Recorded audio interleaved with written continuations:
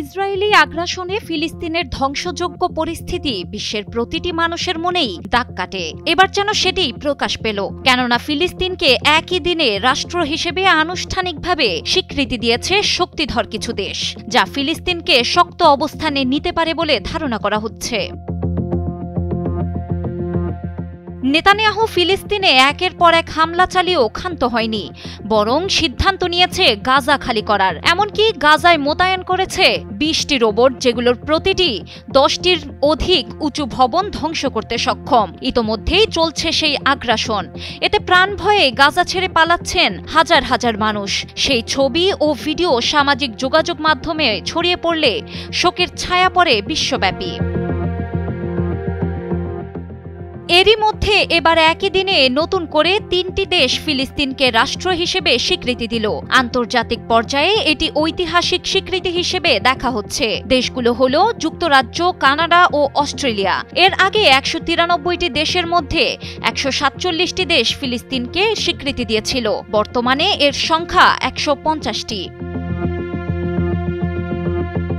রোববার এক বিবৃতিতে যুক্তরাজ্যের প্রধানমন্ত্রী বলেন, আশা ও শান্তি পুনর্জাগরণের জন্য দ্বিরাষ্ট্র সমাধানে প্রধানমন্ত্রী হিসেবে আমি স্পষ্টভাবে ফিলিস্তিনকে রাষ্ট্র হিসেবে স্বীকৃতি দিচ্ছি এবং দ্রুতই জিম্মিদের মুক্তি দিতে হবে।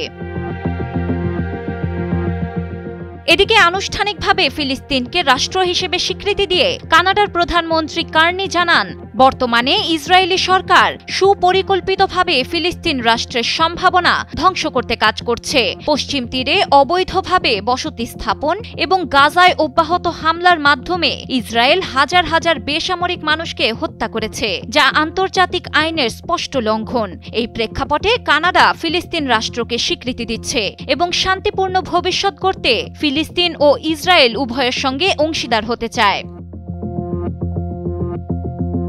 ফিলিস্তিনকে রাষ্ট্র হিসেবে স্বীকৃতি প্রদান প্রসঙ্গে অস্ট্রেলিয়ার প্রধানমন্ত্রী বলেন, কানাডার পথ অনুসরণ করে সার্বভৌম হিসেবে ফিলিস্তিনকে স্বীকৃতি দেওয়া হয়েছে। ফিলিস্তিনকে স্বীকৃতি মূলত যুক্তরাজ্য ও কানাডা যৌথ উদ্যোগেই মূলত এই সিদ্ধান্ত নেওয়া হয়েছে। এছাড়া তিনি দ্বিরাষ্ট্র সমাধানে আন্তর্জাতিক ফোরাম গঠনের চেষ্টা চালিয়ে যাবেন বলে জানিয়েছেন।